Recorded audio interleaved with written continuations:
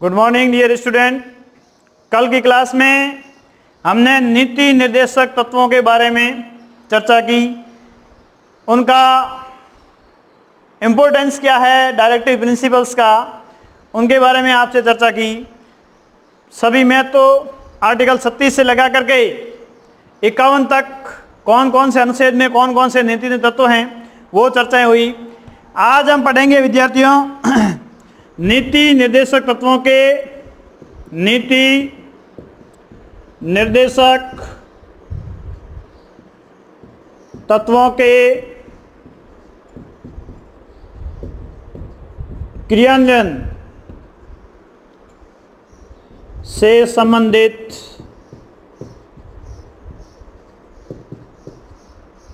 उदाहरण। सरकार ने नीति निर्देशक तत्वों को लागू करने के लिए कौन कौन से कदम उठाए, ये भी आ सकता है। नीति निर्देशक तत्वों को लागू करने हेतु सरकार के द्वारा किए गए प्रयास। भारत सरकार ने इन डायरेक्टिव प्रिंसिपल्स को लागू करने संबंधित कौन कौन से कदम उठाए, उनसे संबंधित उदाहरण कौन कौन से हैं। तो सबसे पहला है विद्यार्थियों भूमि सुधार। भूमि सुधार अधिनियम या भूमि सुधार का कार्य, भूमि सुधार का कार्य। प्यारे विद्यार्थियों,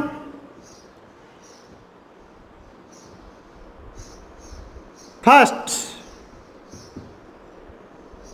पहला संविधान संशोधन, संविधान संशोधन 1951, नवी अनुसूची।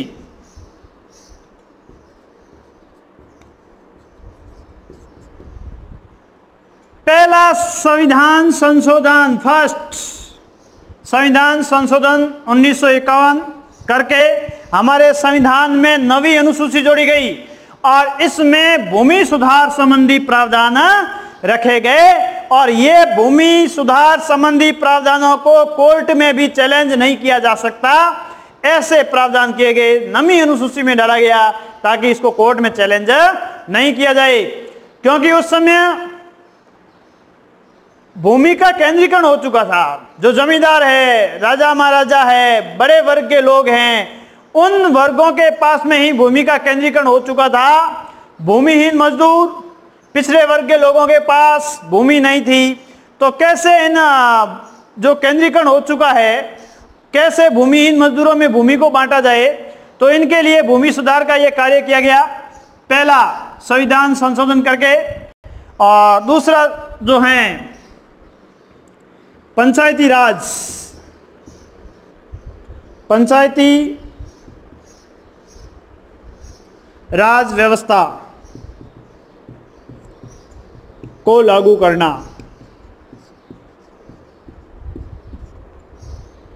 प्यारे विद्यार्थियों,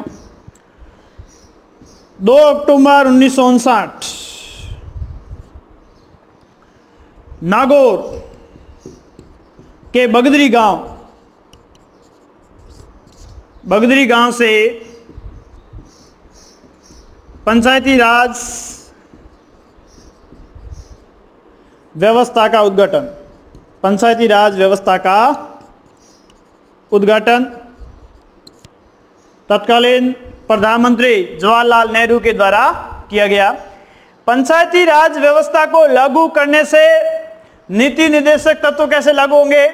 क्योंकि आपने 39 में पढ़ा कि शासन का केंद्रीकरण नहीं होकर के क्या होना चाहिए, विकेंद्रीकरण होना चाहिए।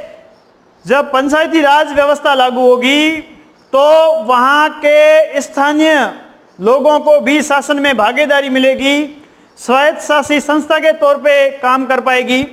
लेकिन 2 अक्टूबर 1959 को जब ये लागू हुआ, पंचायती राज संवैधानिक मान्यता प्राप्त नहीं था। 73वां संविधान संशोधन, 73वां संविधान संशोधन 1992 जो 24 अप्रैल 1993 को लागू हुआ, इसलिए 24 अप्रैल को पंचायती राज दिवस के तौर पे मनाया जाता है। तो 73 कॉन्स्टिट्यूशनल अमेंडमेंट 1992, ये जब 73वां संविधान संशोधन लागू हुआ तो पंचायती राज व्यवस्था को संवैधानिक दर्जा दिया गया। ये सारे प्रयास इसलिए हुए ताकि नीति निर्देशक तत्वों को इम्प्लीमेंटेशन लागू किया जा सके, क्रियान्वयन, यानी सरकार ऐसे कदम उठाए जिससे नीति तत्वों को लागू करने में सहायता मिले। तीसरी बात, पंचवर्षीय योजनाएं।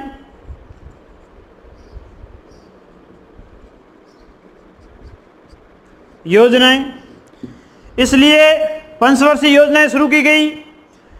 1950 के अंदर योजना आयोग का गठन किया गया।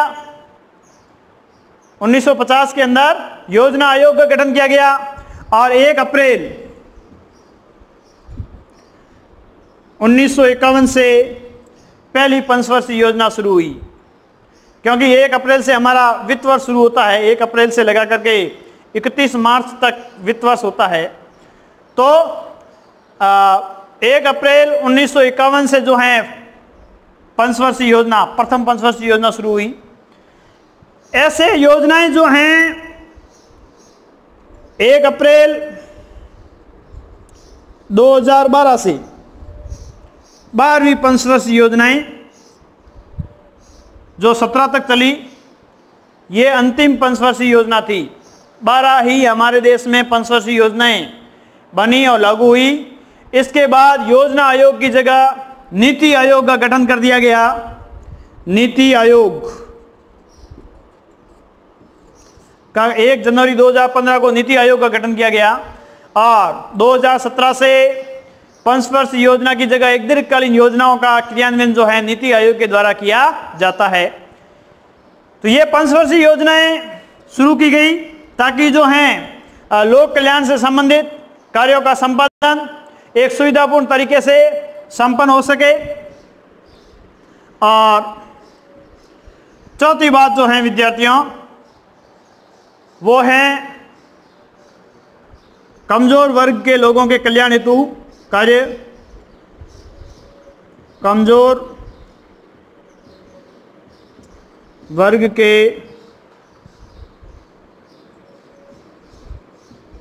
कल्याण हेतु कार्य। प्यारे विद्यार्थियों, कमजोर वर्ग के लोग इनकी भागीदारी को सुनिश्चित करने के लिए कई प्रकार के कदम सरकारों के द्वारा उठाए गए ताकि एक तो इसके शासन में राजनीतिक भागीदारी हो और आर्थिक सामाजिक क्षेत्र में सुधार के लिए कई प्रकार की योजनाएं लागू की गई। राजनीतिक भागीदारी को बढ़ावा देने के लिए विद्यार्थियों 10 वर्ष तक जो हैं 60 तक इनको आरक्षण दिया गया। फिर ये 95वां संविधान संशोधन करके आरक्षण को और 10 वर्ष के लिए बढ़ाया गया। यानी जैसे ही 10 वर्ष पूरे होते हैं फिर सरकारें जो हैं इन लोगों के हितों के लिए आगे से आगे ये बढ़ाती रहती है। तो 95वां संविधान संशोधन करके इन आरक्षण को 2020 तक कर दिया गया और अभी 104वां संविधान संशोधन करके ST/SC के आरक्षण को जो हैं विधानसभा और लोकसभा के अंदर 2030 तक बढ़ा दिया गया है। अब ये जो व्यवस्थाएं हैं कमजोर वर्ग के कल्याण हेतु ये इसलिए की गई हैं ताकि SC/ST वर्ग के जो पिछड़े लोग हैं इनकी राजनीतिक सत्ता में भागीदारी को सुनिश्चित किया जा सके। ये व्यवस्थाएं सरकार के द्वारा की गई हैं। और अगली बात जो है सामाजिक सुरक्षा। सामाजिक सुरक्षा, सामाजिक सुरक्षा से संबंधित प्रावधानों की बात की जाए विद्यार्थियों तो समाज में वृद्धजन लोग हैं उनके लिए पेंशन की व्यवस्था है और समाज में लोगों के रोजगार की गारंटी दी गई है। नरेगा के माध्यम से ये व्यवस्था की गई है कि ग्रामीण लोगों को भी रोजगार के अवसर उपलब्ध करवाए जाएं और रोजगार किसी व्यक्ति को भी रोजगार से वंचित नहीं किया जाए। सभी यानी भारत के नागरिक होने के नाते सभी को रोजगार प्राप्त करने का एक अधिकार है। तो ये सामाजिक सुरक्षा को सुनिश्चित करने वाले कदम हैं। पेंशन योजना की बात करें, नरेगा योजना की बात करें। और नंबर 6, बड़े उद्योगों का राष्ट्रीयकरण। बड़े उद्योगों का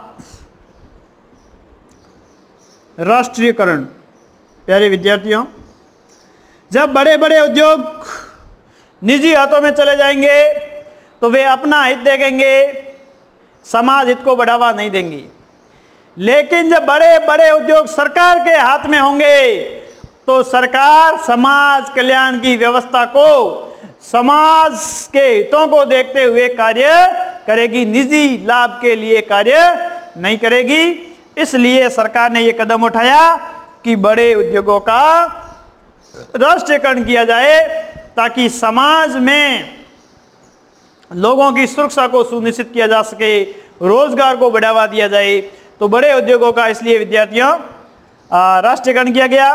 अगली बात करें तो न्याय संबंधी सुधार।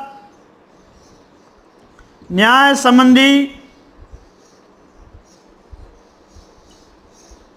सुधार। अब न्याय संबंधी सुधारों की चर्चा करें विद्यार्थियों, तो वैसे न्याय संबंधी सुधारों के अंतर्गत हमने ये पढ़ा कि न्याय संबंधी सुधारों के अंतर्गत अगर चर्चा करें तो न्यायपालिका का कार्यपालिका से पृथक्करण आर्टिकल 50 के अंदर है। लेकिन ग्राम स्तर पर ये न्याय आपके द्वार और कई प्रकार की ऐसी योजनाएं चला करके न्याय को सुगम बनाने के लिए 42वां संविधान संशोधन करके जो गरीब व्यक्ति न्यायपालिका के दरवाजे तक नहीं जा सकते, वकील को फीस अदा करने में असमर्थ हैं, तो उनके लिए निःशुल्क विधिक सहायता उपलब्ध सरकार के द्वारा करवाई जाएगी ताकि किसी को न्याय से वंचित नहीं किया जा सके। साथ साथ में ये ग्राम न्यायालय है और इस प्रकार से ये ग्राम न्याय आपके द्वारा ऐसी योजनाएं हैं। इन सब के माध्यम से ये होगा कि इनके प्रयासों को बढ़ावा दिया जा सके और एक बड़े डेमोक्रेटिक देश के अंदर न्याय संबंधी सुधार किया जा सके। और अगली बात जो है विद्यार्थियों, अनिवार्य एवं निःशुल्क, अनिवार्य एवं निःशुल्क शिक्षा। प्यारे विद्यार्थियों, फ्री एंड कंपल्सरी एजुकेशन किस प्रकार से उपलब्ध करवाई जाए। 1 अप्रैल 2010 को आरटीई राइट टू एजुकेशन पूरे देश के अंदर लागू हो गया और इसके तहत ये व्यवस्था की गई कि 6 से 14 वर्ष के बालकों को प्राइमरी एजुकेशन, प्राइमरी एजुकेशन का मतलब 8 तक है, 1 से लगा करके 8 तक राज्य का यह कर्तव्य होगा कि उन्हें निःशुल्क शिक्षा प्रदान करे। 1 to 8, 6 से 14 वर्ष के बालक को शिक्षा से वंचित नहीं किया जा सकता और न ही किसी प्रकार की शुल्क ली जा सकती है। तो ऐसी व्यवस्था अनिवार्य एवं निःशुल्क शिक्षा की व्यवस्था की गई ताकि गरीब बालक भी 14 वर्ष तक शिक्षा प्राप्त कर सके। और अगली बात करें विद्यार्थियों तो संपत्ति के अधिकार में परिवर्तन। संपत्ति का अधिकार जो हमारा मौलिक अधिकार था, इससे लगा कि गरीब और अमीर के बीच में अंतर जो है बढ़ता जाएगा। जब संपत्ति लोगों का मौलिक अधिकार होगा तो गरीब और गरीब होते जाएंगे, अमीर और अमीर होते जाएंगे, और अमीर अधिक संपत्ति का संग्रहण करते जाएंगे। उन पे ज्यादा टैक्स नहीं लगा सकते, उनसे संपत्ति ले नहीं सकते, क्योंकि वो कहेंगे कि संपत्ति रखना हमारा फंडामेंटल राइट है। इसलिए सरकार ने संपत्ति के अधिकार को मूल अधिकारों की श्रेणी से हटा दिया गया। कब हटा दिया गया? 44वां संविधान संशोधन 1978, इसके द्वारा ये परिवर्तन किया गया ताकि सभी को ये जो हैं अपनी मौलिक आवश्यकता की पूर्ति करने की हक मिले, और जो समाज में गरीब अमीर के बीच में अंतर है उनको कम किया जा सके। और 10वीं बात जो है समान कार्य के लिए समान वेतन, समान कार्य के लिए समान वेतन, समान वेतन। प्यारे विद्यार्थियों, लिंग आधारित भेदभाव को समाप्त करने के लिए आर्टिकल 39 में ये व्यवस्था भी है। ये व्यवस्था की गई कि समान कार्य के लिए समान वेतन दिया जाएगा। एक ही पोस्ट पर काम करने वाले, भले वो स्त्री हो पुरुष हो, अगर एक सेम पोस्ट है तो उसका जो पेमेंट है वो भी सेम होगा। खेतिहर मजदूर हैं, खेतों में काम करने वाले हैं, या उद्योगों में काम करने वाले श्रमिक हैं, तो भले वो पुरुष हो भले वो महिला हो, अगर दोनों एक जैसा काम कर रहे हैं तो उनका वेतन भी क्या होगा? समान होगा, किसी प्रकार वेतन में डिफरेंट नहीं होगा। तो ये विद्यार्थियों जो हमने पढ़ा, ये क्या है? ये नीति निर्देशक तत्वों के क्रियान्वयन से संबंधित एग्जाम्पल है, किस प्रकार से डायरेक्टिव प्रिंसिपल्स को लागू करने के प्रयास किए गए। अब विद्यार्थियों, इनके माध्यम से ये कार्य जो सरकार ने किए, ये प्रावधान जो सरकार ने किए, इनसे नीति निर्देशक तत्वों का महत्व और बढ़ गया, और वे वास्तव में एक लोक कल्याणकारी राज्य के पथ प्रदर्शक के रूप में कार्य कर रहे हैं, और आने वाली सरकारों के लिए एक गाइडलाइन का काम कर रहे हैं। तो एक अनिवार्य हो गया सरकारों के लिए कि भाई इनको फॉलो किया जाए और इनका पालन किया जाए। ये बात एक निश्चित हो गई। अब हम बात करेंगे विद्यार्थियों, पहले हमने फंडामेंटल राइट पढ़े, फिर हमने डायरेक्टिव प्रिंसिपल पढ़े। इन दोनों के अंतर क्या है? नीति निर्देशक तत्व और मूल अधिकार। मूल अधिकार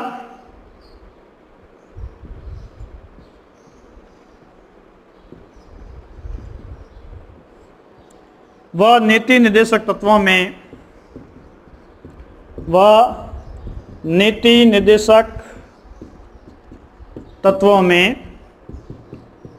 अंतर। अगर मूल अधिकार और नीति निर्देशक तत्वों के बीच में अंतर की बात करें विद्यार्थियों, तो ये बात उभर करके सामने आती है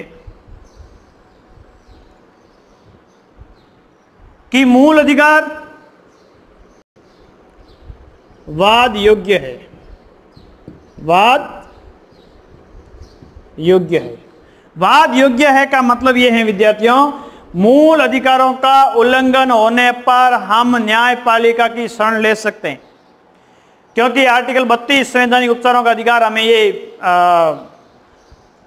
अधिकार देता है कि हमारा उपचार जो है न्यायपालिका करेगी, न्यायपालिका को रक्षक बनाया गया है। तो ये वाद योग्य है। और नीति निर्देशक तत्व जो हैं वाद योग्य नहीं है। वाद योग्य है, वाद योग्य नहीं है। डायरेक्टिव प्रिंसिपल का उल्लंघन होने पर, नीति निर्देशक तत्वों का उल्लंघन होने पर हम न्यायपालिका की शरण नहीं ले सकते, क्योंकि ये वाद योग्य नहीं है और डायरेक्टिव प्रिंसिपल जो है वो वाद योग्य हैं। जब ये वाद योग्य नहीं है तो हम इनके उल्लंघन पर कोर्ट की शरण नहीं ले सकते। तो एक मूल अधिकार वाद योग्य है, नीति निर्देशक तत्व वाद योग्य नहीं है। दूसरी बात करें विद्यार्थियों, तो ये बात उभर करके सामने आती है कि मूल अधिकारों का जो आधार है, मूल अधिकारों का जो आधार है, मूल अधिकारों का आधार, मूल अधिकारों का आधार कानूनी है। प्यारे विद्यार्थियों, जो हमारे फंडामेंटल राइट है इनका आधार कानूनी है और नीति निर्देशक तत्वों का आधार, नीति निर्देशक तत्वों का आधार नैतिक है, कोई कानूनी आधार नहीं है। ये नैतिक बाध्यता है राज्य के लिए, वो चाहे तो इनका पालन करे, वे चाहे तो इनका पालन नहीं करे। लेकिन मूल अधिकारों का आधार कानूनी है और नीति निर्देशक तत्वों का आधार क्या है? नैतिक है।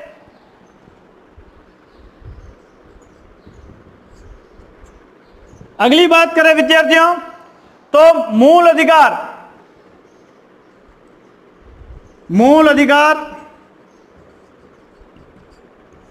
व्यक्तिगत हैं। मूल अधिकार कैसे हैं? व्यक्तिगत हैं। ये प्रत्येक नागरिक को प्राप्त हैं, ये व्यक्तिगत है मूल अधिकार। जबकि नीति निर्देशक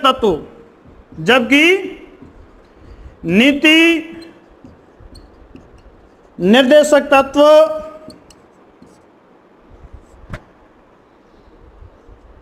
राज्य के लिए पथ प्रदर्शक हैं। प्यारे विद्यार्थियों, ये जो फंडामेंटल राइट जो हैं ये हमारे लिए व्यक्तिगत हैं, ईच एंड एवरी सिटीजन को ये अवेलेबल हैं। लेकिन अगर डायरेक्टिव प्रिंसिपल्स की बात करें तो ये राज्य के लिए एक पथ प्रदर्शक का काम करते हैं और ये व्यक्तिगत भांति नहीं है। अगली बात करें मूल अधिकार नकारात्मक प्रवृत्ति के हैं। नकारात्मक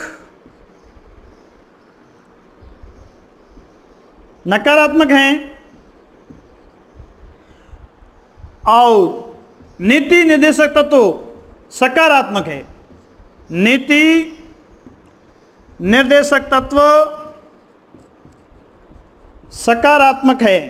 कैसे हैं भी? ये तो राज्य के कर्तव्य हैं, राज्य के लिए गाइडलाइन का काम करते हैं, राज्य को किसी काम करने से रोकते नहीं हैं। जबकि मूल अधिकार जो हैं वो तो नकारात्मक हैं, राज्य को काम करने के लिए रोकते हैं। वे कोई ऐसा कार्य नहीं कर सकते, कोई ऐसा कानून नहीं बना सकते जिससे लोगों के अधिकारों का हनन होता हो। तो ये राज्य के विरुद्ध हैं, मूल अधिकार राज्य के विरुद्ध हैं, नकारात्मक प्रवृत्ति के हैं। जबकि नीति निर्देशक तत्व सकारात्मक प्रवृत्ति के हैं, ये राज्य के हितों में हैं, राज्य के मार्गदर्शक के लिए हैं, पथ प्रदर्शन के लिए हैं। ये नेगेटिव प्रवृत्ति के हैं और ये पॉजिटिव प्रवृत्ति के हैं, ये नकारात्मक प्रवृत्ति के नहीं हैं। अगली बात करें विद्यार्थियों, राजनीतिक लोकतंत्र की स्थापना में सहायक। राजनीतिक लोकतंत्र की स्थापना में सहायक। राजनीतिक लोकतंत्र की स्थापना में सहायक। और नीति निर्देशक तत्व जो हैं विद्यार्थियों, वे सामाजिक, आर्थिक, सामाजिक व आर्थिक लोकतंत्र में सहायक हैं। अब देखिए, अगर फंडामेंटल राइट की बात की जाए तो ये पॉलिटिकल डेमोक्रेसी को मेंटेन करने में सहायक हैं। लेकिन अगर डायरेक्टिव प्रिंसिपल की बात करें तो इसे सोशल एंड इकोनॉमिक डेमोक्रेसी को मेंटेन किया जा सकता है। एक पॉलिटिकल डेमोक्रेसी के लिए मौलिक अधिकार हैं, जबकि सोशल एंड इकोनॉमिक डेमोक्रेसी को मेंटेन करने के लिए डायरेक्टिव प्रिंसिपल है।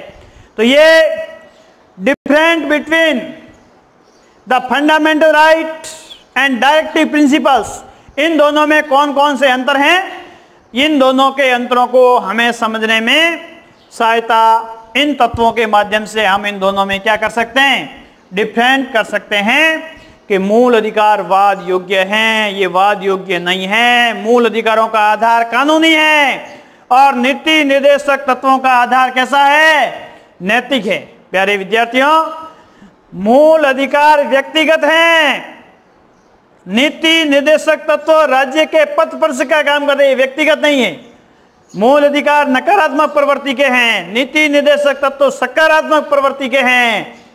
और मूल अधिकारों के माध्यम से राजनीतिक लोकतंत्र की स्थापना की जाती है, जबकि नीति निर्देशक तत्वों के माध्यम से सोशल एंड इकोनॉमिक डेमोक्रेसी को मेंटेन किया जाता है। अब अगर बात करें विद्यार्थियों, तो इन दोनों में क्या संबंध है, इन दोनों के संबंधों की बात करें, दोनों में संबंध, मूल अधिकार व नीति निर्देशक तत्वों में संबंध, मूल अधिकार व नीति निर्देशक तत्वों में संबंध। प्यारे विद्यार्थियों, ये डिफरेंट देखने के बाद अगर दोनों के अंदर संबंधों की बात करें तो ये बात उभर करके सामने आती है कि इन दोनों में किस प्रकार राज्य के लिए आवश्यक हैं मूल अधिकार व नीति निर्देशक तत्वों में संबंध। प्यारे विद्यार्थियों, अगर दोनों के मध्य संबंधों की बात की जाए तो ये बात उभर करके सामने आती है कि दोनों के अंदर पहली बात, लोक कल्याणकारी राज्य की अगर स्थापना करनी है, लोक कल्याणकारी अगर राज्य की स्थापना करनी है तो उनके लिए सरकार के लिए यह आवश्यक है कि वो मूल अधिकारों से भी पंगा नहीं ले और साथ साथ में नीति निर्देशक तत्वों को भी लागू करने में काम करे, नीति तत्वों को लागू करने की दिशा में काम करे। साथ साथ में कई ऐसे वाद आए जैसे गोलकनाथ बनाम पंजाब राज्यवाद, पंजाब राज्यवाद ये आया विद्यार्थियों 1968।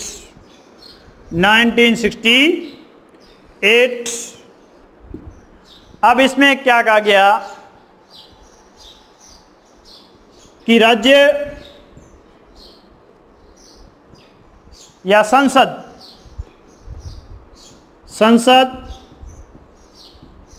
मौलिक अधिकारों में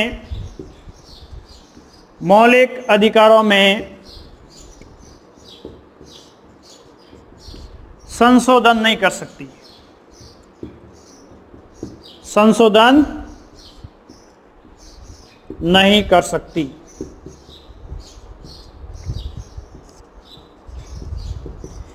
अब इसमें यह कहा गया कि भले कोई नीति तत्वों को लागू करना हो, लेकिन जो फंडामेंटल राइट हैं, इन फंडामेंटल राइट के अंदर संसद भी परिवर्तन नहीं कर सकती।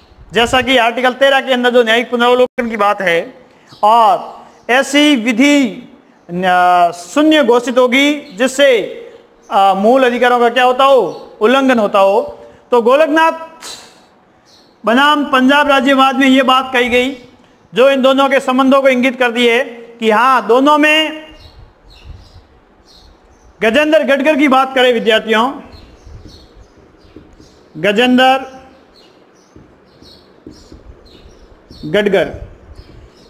गडकर ने कहा कि अगर दोनों में विरोध हो, अगर मूल अधिकार नीति निर्देशक तत्वों में कोई विरोध की बात हो, तो ये राज्य को प्रयास करना चाहिए कि दोनों के अंदर समन्वय स्थापित करे, कोई मध्य मार्ग निकाले, ताकि दोनों का समन्वय होकर के आगे बढ़ा जा सके। लेकिन न तो मूल अधिकारों को प्राथमिकता देनी है, न नीति तत्वों को प्राथमिकता देनी है, दोनों में एक सामंजस्य स्थापित करना है और सामंजस्य स्थापित करके आगे बढ़ना है। यह बात कही गजेंद्र गडकर ने। तीसरी बात, केशवानंद बनाम केरल राज्यवाद,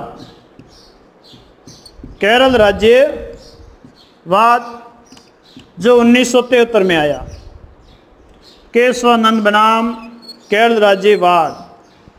क्या कहा गया? संसद मूल अधिकारों में संशोधन कर सकती है, संशोधन कर सकती है, लेकिन मूल ढांचे में, मूलभूत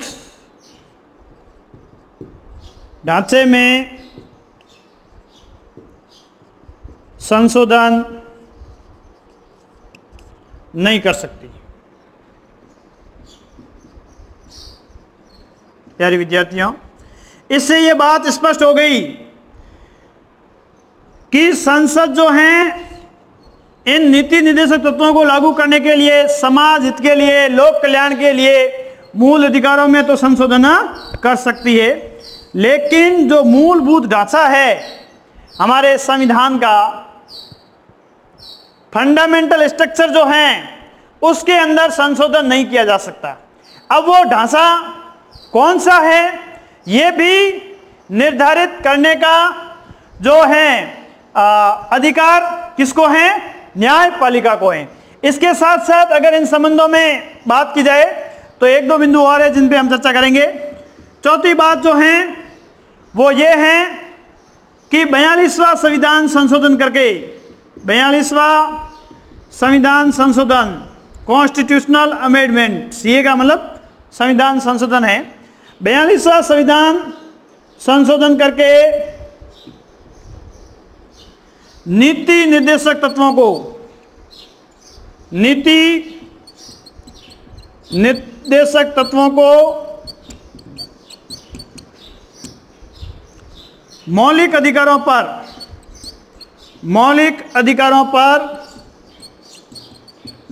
प्राथमिकता दी गई, प्राथमिकता दी गई।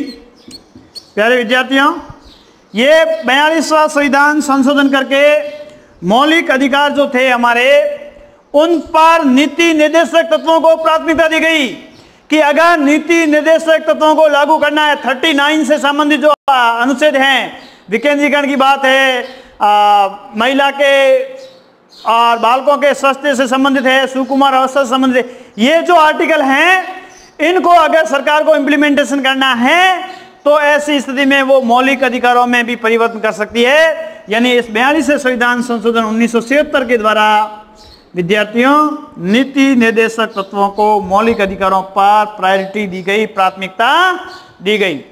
इस प्रकार से अगर बात की जाए मिनर्वा मिल्सवाद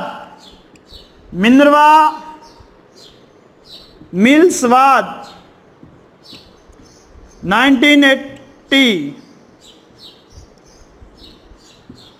इसमें यह कहा गया मिनर्वा मिल्सवाद के अंदर वापस नीति निर्देशक तत्वों के लिए मौलिक अधिकारों में संशोधन नहीं किया जा सकता।